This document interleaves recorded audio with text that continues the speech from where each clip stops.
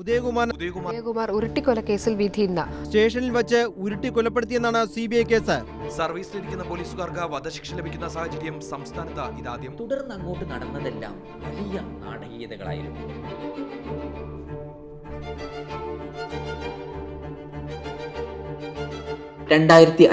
September 27, 20 വർഷം മുമ്പ് ഉദയകുമാർ എന്നൊരു സാധാരണക്കാരനെ തിരുവനന്തപുരം ശ്രീകണ്ഠേശ്വരം പാർക്കിൽ നിന്നും ഫോർട്ട് പോലീസ് സ്റ്റേഷനിലെ ഉദ്യോഗസ്ഥർ പിടിച്ചുകൊണ്ടുപോകുന്നു. അന്നൊരു ഓണക്കാലമായിരുന്നു. മോഷണ കുറ്റമാണ് ഉദയകുമാറിനെതിരെ പോലീസ് ആരോപിക്കുന്നത്. ഉദയകുമാറിനെ പിടിക്കുന്നത് സുരേഷ് കുമാർ എന്നൊരു ചെറുപ്പക്കാരനോടൊപ്പമാണ്. അദ്ദേഹം മുമ്പ് പല മോഷണ കേസുകളിലും പിടിക്കപ്പെട്ടിട്ടുള്ള ഹിസ്റ്ററി ഷീറ്റർ കൂടിയാണ്. കുറ്റവാസന സ്ഥിരമായി കാണിക്കുന്ന വ്യക്തികളെ നിരന്തരം നിരീക്ഷിക്കുന്ന സ്വഭാവം പോലീസിന് കൊളോണിയൽ കാലം മുതൽക്ക് തന്നെയുണ്ട്. സുരേഷ് കുമാറിനോടൊപ്പം സമയം പങ്കിടുന്നത് കാണുകയും കൂടെ ഉദയകുമാറിന്റെ കയ്യിൽ 4000 രൂപ കൂടി കണ്ടപ്പോൾ അത് മോഷണം മുതലാണെന്ന് പോലീസ് അനുമാനിക്കുകയുണ്ടായി. സ്റ്റേഷനിലെത്തിച്ച ഉദയകുമാറിന് അതിക്രൂരമായ അക്രമമായിരുന്നു പോലീസിൽ നിന്നും ഏറ്റുവാങ്ങേണ്ടി വന്നത്. പോലീസ് സ്റ്റേഷൻ സെല്ലിലെ ഒരു മരക്കട്ടിലിൽ അദ്ദേഹത്തെ കിടത്തുകയും മുളവടിയും ഇരുമ്പുദണ്ടും ഉപയോഗിച്ച് അദ്ദേഹത്തെ ക്രൂരമായി അദ്ദേഹത്തിന്റെ കാലിലൂടെ ഉരുട്ടുകയും അടിക്കുകയും ചെയ്യുന്നുണ്ട് പോലീസ്. 1.5 മണിക്കൂർ നേരം നീണ്ടുനിന്ന അതിക്രമങ്ങൾക്കൊടുവിൽ ഉദയകുമാറിന്റെ പ്രാണൻ വേർപ്പെടുന്നുണ്ട്. തുടയിലെ രക്തധമനികൾ പൊട്ടിയാണ് ഉദയകുമാർ മരണപ്പെടുന്നതെന്ന് പോസ്റ്റ്മോർട്ടം റിപ്പോർട്ടിൽ പറയുന്നുണ്ട്. കേസിലെ പ്രതികളും സാക്ഷികളുമെല്ലാം പോലീസുകാരായതുകൊണ്ട് തന്നെ പ്രാരംഭഘട്ടം മുതൽക്ക് തന്നെ കേസ് അട്ടിമറിക്കാനുള്ള ശ്രമങ്ങൾ നടന്നിരുന്നു. മരണം ഉറപ്പിച്ചപ്പോൾ ഇതിന്റെ നിയമപരമായിട്ടുള്ള പ്രത്യാഘാതങ്ങൾ ഇല്ലാതാക്കാനുള്ള ശ്രമങ്ങൾ നടന്നു. ഇല്ലീഗൽ ഡിറ്റൻഷൻ ആരോപണം തടയുന്നതിനു വേണ്ടി സ്റ്റേഷനിലെ ജനറൽ ഡയറിയിൽ പോലും പോലീസ് തിരിമറികൾ കാണിക്കുന്നുണ്ട്.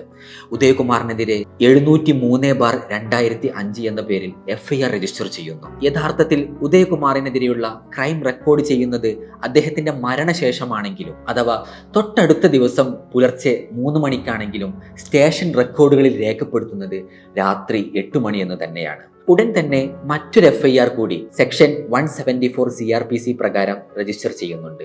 അത് പക്ഷേ ഉദയകുമാറിന്റെ സംശയാസ്പദമായ മരണം രേഖപ്പെടുത്താൻ വേണ്ടിയായിരുന്നു. ആദ്യം ലോക്കൽ പോലീസ് സ്റ്റേഷനിൽ രജിസ്റ്റർ ചെയ്ത കേസ് പിന്നീട് അന്വേഷിക്കുന്നത് ക്രൈംബ്രാഞ്ചാണ്. ആദ്യത്തെ FIRൽ റഫർ റിപ്പോർട്ടും രണ്ടാമത്തെ FIRൽ കുറ്റപത്രവും സമർപ്പിക്കുന്നുണ്ട് ക്രൈംബ്രാഞ്ച്. കുറ്റപത്രം തിരുവനന്തപുരം അഡീഷണൽ സെഷൻസ് കോടതിയിലാണ് ഹാജരാക്കുന്നത്. പക്ഷേ പ്രോസിക്യൂഷൻ ഹാജരാക്കിയ സാക്ഷികളിൽ പലരും പ്രോസിക്യൂഷൻ വാദത്തെ പിന്തുണയ്ക്കുന്നില്ല എന്ന വലിയൊരു ദുരന്തം ഈ കേസിൽ നിലനിൽക്കുന്നുണ്ടായിരുന്നു. കാരണം ഈ കേസിലെ പ്രതികൾ ഈ സാക്ഷികളുടെ മേലുദ്യോഗസ്ഥരോ അതല്ലെങ്കിൽ കൂടെ പ്രവർത്തിക്കുന്നവരോ ആയിരുന്നു എന്നുള്ളത് തന്നെയായിരുന്നു. ഈ ഒരു സാഹചര്യത്തെ മറികടക്കാൻ വേണ്ടിയായിരുന്നു ഉദയകുമാറിന്റെ അമ്മ പ്രഭാവതി അമ്മ ബഹുമാനപ്പെട്ട കേരള ഹൈക്കോടതിയെ സമീപിക്കുന്നത്. കേസിന്റെ അന്വേഷണം തുടരന്വേഷണത്തിനായി CBIക്ക് വിടണമെന്നായിരുന്നു പ്രഭാവതി അമ്മയുടെ ആവശ്യം. അവരുടെ ആവശ്യം പരിഗണിച്ച ബഹുമാനപ്പെട്ട കേരള ഹൈക്കോടതി സിംഗിൾ ബെഞ്ച് വലിയൊരു നിയമപ്രശ്നം ഡിവിഷൻ ബെഞ്ചിന്റെ മുന്നിലേക്ക് എത്തിക്കുന്നുണ്ട്. അഥവാ ഒരു തവണ ഒരു ഏജൻസി അന്വേഷിച്ച കേസ് തുടരന്വേഷണത്തിനായി മറ്റൊരു ഏജൻസിക്ക് കൈമാറാമോ എന്നുള്ളതായിരുന്നു ആ പ്രധാനപ്പെട്ട നിയമപ്രശ്നം. ഈ ഒരു നിയമപ്രശ്നം വളരെ ആഴത്തിൽ തന്നെ പരിശോധിച്ചുകൊണ്ട് നിലവിൽ ക്രൈംബ്രാഞ്ച് അന്വേഷിച്ച കേസ് തുടരന്വേഷണത്തിനായി CBIക്ക് കൈമാറാമെന്ന നിഗമനത്തിൽ ബഹുമാനപ്പെട്ട ഹൈക്കോടതി എത്തിച്ചേരുകയുണ്ടായി. തുടർന്ന് പോലീസുകാരെ പ്രതി ചേർത്തുകൊണ്ട് CBI കുറ്റപത്രം സമർപ്പിച്ചു. നീണ്ട 13 വർഷത്തെ നിയമ പോരാട്ടത്തിനൊടുവിൽ CBI പ്രത്യേക കോടതി പ്രതികൾക്കെതിരെ ശിക്ഷ വിധിച്ചു. 1ഉം 2ഉം പ്രതികളായ ജിതകുമാർ, ശ്രീകുമാർ എന്നിവർക്ക് വധശിക്ഷ തന്നെ നൽകുകയുണ്ടായി CBI പ്രത്യേക കോടതി. ഈ കുറ്റകൃത്യത്തെ അപൂർവങ്ങളിൽ അപൂർവമെന്ന സംവർഗത്തിൽപ്പെടുത്തിയാണ് കോടതി വധശിക്ഷ നൽകുകയുണ്ടായത്. മാത്രമല്ല ഉദയകുമാറിന്റെ അമ്മ പ്രഭാവതി അമ്മക്ക് 10 ലക്ഷം രൂപ നഷ്ടപരിഹാരം നൽകാനും കോടതി ഉത്തരവുണ്ടായി. CBI special court judge justice J. Nasar മാതൃകാപരമായ ശിക്ഷ നൽകിയതിന് പ്രശംസകൾ ഏറ്റുവാങ്ങുന്നുണ്ട്. അദ്ദേഹം പറയുന്നുണ്ട്, law enforcers are protectors of life and property and not death dealers എന്ന്.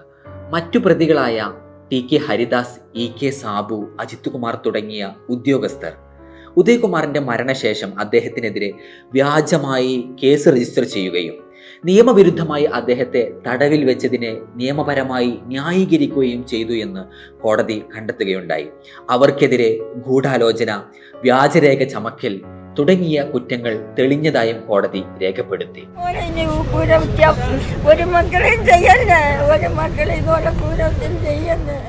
CBI കോടതിയിൽ നിന്ന് വിധി വന്ന ദിവസം പ്രഭാവതി അമ്മ നിറഞ്ഞ കണ്ണുകളോടെ ആകാശത്തേക്ക് നോക്കി തൻ്റെ കൺകണ്ട ദൈവങ്ങളെ വിളിച്ച് കൃതജ്ഞത ചൊരിയുന്ന ചിത്രം കേരളം കണ്ടതാണ്.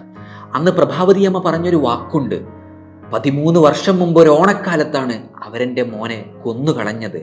ഇനിയുള്ള കാലം അവർ ജയിലിൽ കിടന്ന് ഓണമുണ്ണട്ടെ എന്ന്. സ്വാഭാവികമായും പ്രതികൂല വിധി ലഭിച്ച പ്രതികൾ ബഹുമാനപ്പെട്ട കേരള ഹൈക്കോടതിയെ സമീപിക്കുന്നുണ്ട്. CBI കോടതിയുടെ ശിക്ഷാവിധിക്കെതിരെ പ്രതികൾ നൽകിയ അപ്പീലും വധശിക്ഷ ശരിവെക്കാൻ വേണ്ടി സർക്കാർ നൽകിയ അപേക്ഷയും ഹൈക്കോടതി ഒരുമിച്ചായിരുന്നു പരിഗണിച്ചിരുന്നത്. പ്രതികൾക്കായി ഹാജരായ അഭിഭാഷകർ പ്രധാനമായും മുന്നോട്ട് വെച്ച വാദങ്ങളിലൊന്ന് നടപടിക്രമങ്ങളിലെ അപാകതകളായിരുന്നു. ഈ വാദത്തെ ബഹുമാനപ്പെട്ട ഹൈക്കോടതിയും മുഖവിലക്കെടുത്തു. CBI നടത്തിയ അന്വേഷണവും വിചാരണയും നിയമപരമായി നിലനിൽക്കുന്നതല്ലെന്ന് ബഹുമാനപ്പെട്ട ഹൈക്കോടതി ജസ്റ്റിസുമാരായ justice Raja Vijayaraghavan, justice KV Jayakumar തുടങ്ങിയ ഡിവിഷൻ ബെഞ്ച് അഭിപ്രായപ്പെടുകയുണ്ടായി. പ്രതികൾ കുറ്റക്കാരാണെന്ന് സംശയാതീതമായി തെളിയിക്കുന്നിടത്ത് പ്രോസിക്യൂഷൻ പരാജയപ്പെട്ടു എന്നും കോടതി അഭിപ്രായപ്പെടുന്നുണ്ട്. നിയമപരമായി തുടരാന്വേഷണവും പുനരാന്വേഷണവും വ്യത്യാസമുണ്ട്. അന്ന് പ്രഭാവതി അമ്മ ബഹുമാനപ്പെട്ട ഹൈക്കോടതിയെ സമീപിച്ചപ്പോൾ കോടതി നിർദ്ദേശിച്ചത് ഫർദർ ഇൻവെസ്റ്റിഗേഷൻ മാത്രമായിരുന്നു. പക്ഷേ CBI അവിടെ ഇൻവെസ്റ്റിഗേഷൻ നടത്തുകയും ഓൾറെഡി അഡീഷണൽ സെഷൻ കോടതിയിൽ കുറ്റപത്രം സമർപ്പിച്ച ഒരു കേസിൽ CBI പ്രത്യേക കോടതിക്ക് മുമ്പിലേക്ക് എത്തും വിധത്തിൽ മജിസ്ട്രേറ്റ് കോടതിക്ക് മുമ്പിലായിരുന്നു കുറ്റപത്രം സമർപ്പിക്കുകയുണ്ടായത്. ഇങ്ങനെയൊരു പ്രധാനപ്പെട്ട നടപടിക്രമങ്ങളിലെ പാളിച്ചയായിരുന്നു കേസിൻ്റെ പരാജയത്തിലേക്ക് നയിച്ചത് എന്ന് പറയേണ്ടി വരും. അങ്ങനെ 20 വർഷത്തിനു ശേഷം മറ്റൊരു ഓണക്കാലത്ത് ഉദയകുമാർ കേസിലെ പ്രതികളെല്ലാം നിരപരാധികളാണെന്ന വിധിയും വന്നു. അന്ന് ആകാശത്തേക്ക് നോക്കി ആനന്ദക്കണ്ണീരൊഴുക്കിയ പ്രഭാവതി അമ്മയുടെ കണ്ണിൽ നിന്ന് നിസ്സഹായത ചാലിട്ടൊഴുകുന്ന കാഴ്ചയും നമ്മൾ കണ്ടു. എന്റെ മകനെ എന്റെയും ശാപം. ഇവരുടെ ഏതൊക്കെ കുടുംബങ്ങളുണ്ടോ ആ കുടുംബം ഒന്നും കൊടുക്കാൻ പോണില്ല. അത്ര വേദനയോടാണ് പറഞ്ഞത്. ഒരു കാര്യം ഉറപ്പാണ്, ഉദയകുമാർ എന്ന ചെറുപ്പക്കാരൻ കൊല്ലപ്പെട്ടത് പോലീസ് സെല്ലിന്റെ 4 ചുവരുകൾക്കുള്ളിലാണ്. ഉദയകുമാറിന്റെ കൊലപാതകം കേരളത്തിലെ ആദ്യത്തേതോ അവസാനത്തേതോ അല്ല. എൻ്റെ നിഷ്കളങ്കനായ കുഞ്ഞിനെ മരിച്ചിട്ടും നിങ്ങൾ എന്തിനാണ് മഴയത്ത് നിർത്തിയിരിക്കുന്നത് എന്ന പ്രൊഫസർ ഈച്ചര വാര്യരുടെ ചോദ്യം ഇന്നും നമ്മുടെ നെഞ്ചകങ്ങളിൽ മുഴങ്ങുന്നുണ്ട്. ഉദയകുമാർ ഉരുട്ടിക്കൊല വെറുമൊരു കസ്റ്റഡി കൊലപാതകമല്ല, മറിച്ച് നമ്മുടെ സംവിധാനം ഇരട്ട പരാജയം നേരിട്ട ദുരന്തം കൂടിയാണത്. ഒന്ന് 2005 ഫോർട്ട് പോലീസ് സ്റ്റേഷനിലെ ഇടിമുറിയിലും മറ്റൊന്ന് പ്രോസിക്യൂഷൻ പിഴവുകൾ നിറഞ്ഞ കോടതി മുറിയിലും.